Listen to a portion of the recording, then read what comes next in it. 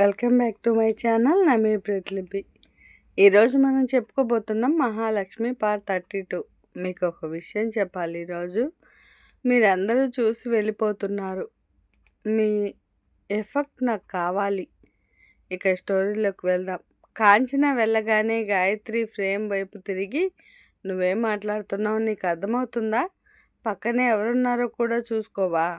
వాళ్ళు బాధపడతారనే minimum common sense కూడా నీకు లేదా? నాకు కామన్ సెన్స్ లేదా? సౌజన్య నన్ను ప్రేమిస్తుంది అనే విషయం నీకు తెలీదా? తనకు నేనంటే ఇష్టమనే విషయం కూడా మర్చిపోయావా అమ్మా? నేను అదేమీ మర్చిపోలేదు.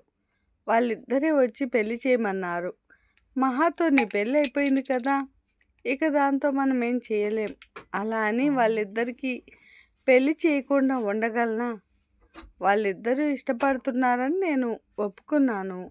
లేదంటే దాని గురించి కూడా నేను ఆలోచించను. నీకు వాళ్ళిద్దరూ పెళ్లి చేసుకోవడం ఇష్టం లేదా? అలాంటిదేమీ లేదు. మీరు అన్నయ్యకి ఇంకెవరినైనా ఇచ్చి పెళ్లి చేయండి, కానీ అమ్మా సౌజన్యతో అన్నయ్యకి పెళ్లి చేయొద్దు. గాయత్రియే ఎందుకురా? నువ్వు తనని ఇంకా ప్రేమిస్తున్నావా? అలాంటిదేమీ లేదు. నేను సౌజన్యాన్ని ఎప్పుడూ ప్రేమించలేదు. ఏదో నువ్వు చెప్పావని ఒప్పుకున్నాను. అయినా అంతే.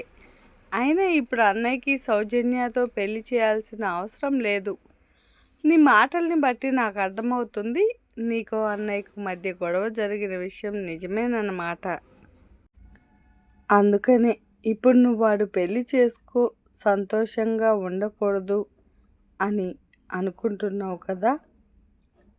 తల్లి అంత మాట అనేసరికి ప్రేమ్కి గుండెల్ని ఎవరో గట్టిగా పిండినట్టు అనిపించింది. అమ్మా, అంత మాట ఎలా అనగలిగావు? అన్నయ్య సంతోషంగా ఉంటే మొదట సంతోషించేది నేనే. కానీ కానీ కానీ ఏంట్రా, చెప్పరా? ఏం జరిగింది అసలు? మరెందుకు వద్దంటున్నావు? సౌజన్య తన మీద మాట్లాడిన సంగతి, తను చేసిన శపథం గురించి తల్లితో చెప్పలేకపోయాడు. దానికి సమాధానం ఇప్పుడు నా దగ్గర లేదమ్మా. ప్రేమ్, ఏది ఏమైనా వాళ్ళిద్దరు పెళ్లి చేసుకోవాలనుకుంటున్నారు. మనం దానికి అంగీకరిద్దాం. అభ్యంతరం చెప్పి వాళ్ళిద్దరిని ఎందుకు బాధ పెట్టడం అని కొడుకుని సముదాయిస్తుంది గాయత్రి. నీ ఇష్టం అమ్మా, ఎలా జరగాలంటే అలాగే జరుగుతుంది. సరే అయితే మరి ఈరోజు నువ్వు రిసెప్షన్ మ్యారేజ్కి వస్తావు కదా? లేదమ్మా, ఈరోజు మీటింగ్ ఉంది. రిసెప్షన్ ఉందన్నావు కదా, అప్పుడు ఉంటానులే అని పొడి పొడిగా మాట్లాడి అక్కడి నుంచి వెళ్ళిపోయాడు. తల్లి టిఫిన్ చేయమని ఎంత పిలుస్తున్నా ఆగకుండా ప్రేమ్ అక్కడి నుంచి వెళ్ళిపోయాడు, తల్లి మాటని కాదనలేక. కాంచన మహా గదిలోకి వెళ్ళి మహా పక్కన కూర్చొని ముద్దుగా తనని లేపుతుంది. మహా, ఇప్పుడు టైం ఎంత అయిందో చూసావా? ఇంకా నిద్రపోతూనే ఉన్నావా? లేచి ప్రియాతో పాటు ఎక్కడికో వెళ్ళాడు.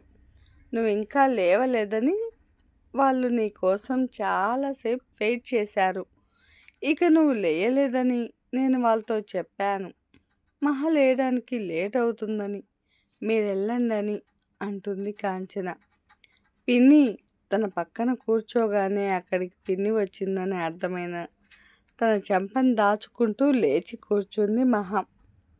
మహా సైలెంట్గా కూర్చోవడం చూసిన కాంచన, ఏమైంది? ఏంటి మహా, అలసిపోయావా?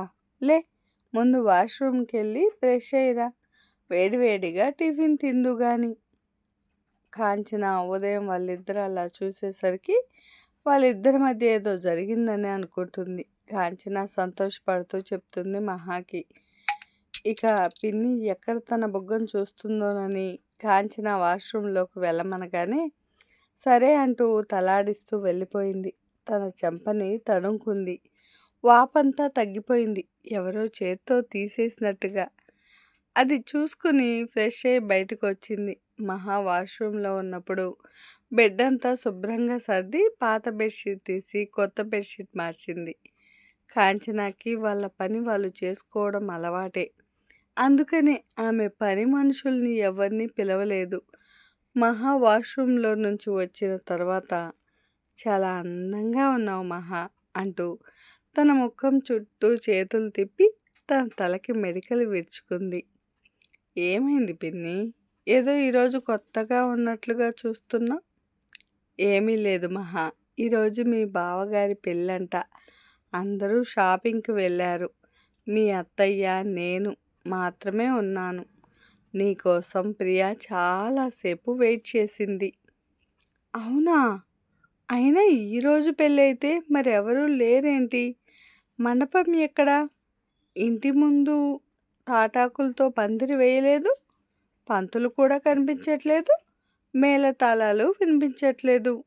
అయినా ఇంట్లో ఉన్నవారితో ఒక మాట కూడా చెప్పకుండా, ఊరందరినీ పిలవకుండా, అప్పటికి ఇంట్లో ఏ హడావిడి లేకపోవడంతో ఇవన్నీ ఒక మధ్యాహ్నంలోపు చేసేస్తారా అని ఆశ్చర్యపోతూ అడిగింది. మహా, ఇక్కడ పందిళ్ళు అలాంటివి వేయరు మహా. ఇది మన ఊరు కాదు, సిటీ. ఇక్కడ అలాంటివన్నీ పెద్దగా పట్టించుకోరు. అయినా పెళ్ళి ఇంట్లో చేయట్లేదు, రిసెప్షన్ మ్యారేజ్ చేస్తారు. ఆ తర్వాత రిసెప్షన్ పెట్టుకుంటారు.